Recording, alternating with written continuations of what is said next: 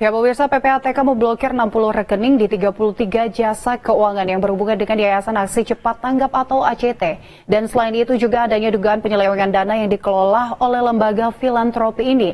Lalu seperti apa kebenarannya? Semuanya akan kita bahas dengan dua narasumber yang sudah bergabung melalui Zoom saat ini, yaitu ada Natsir Kongas selaku Humas PPATK dan Arsul Sani, anggota Komisi 3 DPR RI. Halo, apa kabar Pak Natsir, Pak Arsul? Alhamdulillah baik. Baik. Assalamualaikum. Selamat malam. Ya, waalaikumsalam Bapak. Saya ke Pak Natsir terlebih dahulu. Pak Natsir, sejauh ini seperti apa temuan dari PPATK terkait penggunaan dan penyaluran dari lembaga ACT ini, Pak? Per hari ini sudah meningkat, Mbak, yang ketika kita blokir. Kemarin 60, sekarang sudah 141 ya. Jadi ada 41 rekening yang bertambah seperti itu. Ada 141. Selain itu ada apa lagi temuannya sebelumnya, Pak? Dari saluran dana yang dilakukan oleh lembaga ACT ini? Ya, kita ada menemukan 4 kategori ya, saluran dana yang dilakukan. Pertama memang itu untuk saudara-saudara kita yang mengalami musibah ya, bencana alam, bantuan pendidikan dan lain-lain. Yang kedua juga aliran dana tadi itu masuk kepada perusahaan yang terafiliasi kepada yayasan. Juga aliran dana dari yayasan ke orang per orang dan ada juga yang ke dalam maupun ke luar negeri seperti itu, Mbak. Baik, infonya ada aliran dana, Pak, ke jaringan terorisme yang dilakukan oleh karyawan ACT sendiri. Ada transaksi yang dilakukan di sana. Ini apakah benar atau seperti apa sejauh ini pendalamannya? Ya, ada indikasi aliran dana itu dilakukan oleh orang per orang dari pengurus yayasan ke salah satu dari 19 orang yang ditahan oleh kepolisian negara Turki ya, di mana salah satunya itu terduga melakukan tindak pidana terorisme. Indikasi itu ada sehingga memang uang itu banyak mengalir ke pelaku terorisme ini. Ya, sebenarnya untuk pendalaman sendiri, penyelidikan sendiri kepada lembaga atau yayasan dari ACT ini sudah dilakukan sejak tahun 2014, ya Pak Natsir. Dan juga ini sudah dilaporkan ke BNPT dan juga Densus. Nah, ini seperti apa komunikasinya sejauh ini dari sejumlah laporan-laporan yang sudah dilakukan? Bahkan saat ini sudah ada 141 rekening yang sudah diblokir ya Pak ya? Iya, benar sekali. Nah, jadi teman-teman penegak hukum itu menemukan indikasi, lalu kemudian meminta PPATK membantu melihat aliran dana yang ada, dan itu memang kita temukan. Karena kerjaan PPATK itu kan follow the money, mengejar uang hasil kejahatan yang ada, Mbak. Ya, baik. Saya Pak Arsul. Pak Arsul, tanggapan Anda dalam kasus ini, adanya penyelewengan dana, ini adalah dana yang diamanatkan, ini adalah dana publik, tapi justru diselewengkan. Seperti apa tanggapan Anda?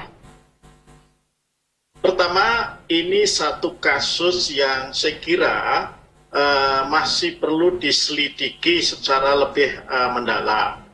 Tentu kita melihat, kami yang di Komisi 3 melihat apa yang sudah dilakukan oleh teman-teman PPATK itu memang ada dalam kewenangan, dalam mandat undang-undang yang diberikan. Ya. Namun kalau ada penyelewengan ya oleh lembaga manapun, apalagi terkait dengan katakanlah dugaan tindak pidana terorisme, ini adalah sesuatu yang serius yang harus diselidiki, disidik, dan kemudian diproses hukum. Ya. Namun juga di sisi lain kita juga harus adil. Ya. Tidak bisa kemudian dibentuk opini publik yang memastikan bahwa ACT sebagai lembaga atau orang-orang ACT itu sudah pasti bersalah. Ya. Apalagi kalau kemudian basisnya hanya laporan investigatif dari sebuah majalah, ya. Itu tentu perlu kemudian diselidiki lebih jauh. Nah, saya ingin mengajak kita ada atau menempatkan diri pada perspektif yang berimbang. Yang berimbang itu seperti apa? Kalau ada dugaan pelanggaran hukum, ya memang harus diselidik dan disidik siapapun itu, ya, lembaganya dan siapapun itu orangnya, ya. tetapi kemudian juga tidak dikembangkan ya sebuah persepsi sudut pandang bahwa itu sudah pasti bersalah. Termasuk dalam konteks ini wajar kalau kemudian ada yang mempertanyakan misalnya, kenapa kok langsung dicabut? Apakah sudah alasannya ya izinnya ya oleh Kemensos? Apakah sudah terpenuhi prinsip-prinsip atau asas-asas umum pemerintahan yang baik, AAUPB terkait dengan pencabutan izin? Saya kira ini juga hal-hal yang harus kita dalami.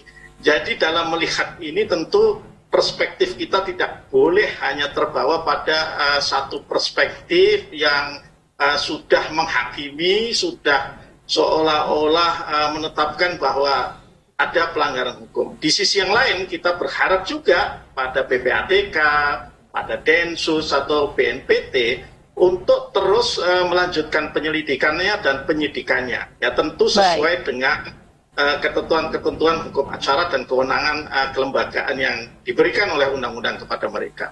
Baik, berarti sejauh ini ada baiknya kita memperlakukan adanya dugaan tak bersalah dan tidak mengikuti perspektif untuk menghakimi. Dalam artian dengan tindakan dari Kemensos yang langsung mencabut izin dan saat ini juga dari PPATK sudah memblokir hampir 141 rekening. Menurut Anda ini masih kurang bijak, Bapak? Atau sebaiknya seperti apa? Saya ini ya begini, kalau yang dilakukan PPATK karena itu memang ada dasar dan kewenangan yang clear di undang-undang ya. Jadi memang tugas PPATK tentu adalah menelisik ya semua jenis transaksi mencurigakan. Tetapi yang disebut transaksi mencurigakan itu bukan berarti atau otomatis merupakan sebuah transaksi kejahatan. Kan belum tentu juga, gitu ya. Itu yang harus dipahami, ya. Nah, kalau itu kemudian transaksi mencurigakan itu diduga terkait dengan satu kejahatan, sudah benar. Persoalannya kemudian ketika Kemensos langsung mencabut, saya tidak ingin juga menyalahkan Kemensos, tapi saya ingin menanyakan, apakah asas-asas umum pemerintahan yang baik itu dalam konteks hukum administrasi negara sudah dijalankan di situ? Baik Pak Arsul, tahan dulu ya Pak Natsir, kita jeda terlebih dahulu. Pemirsa tetaplah bersama kami di Dialog Newsroom.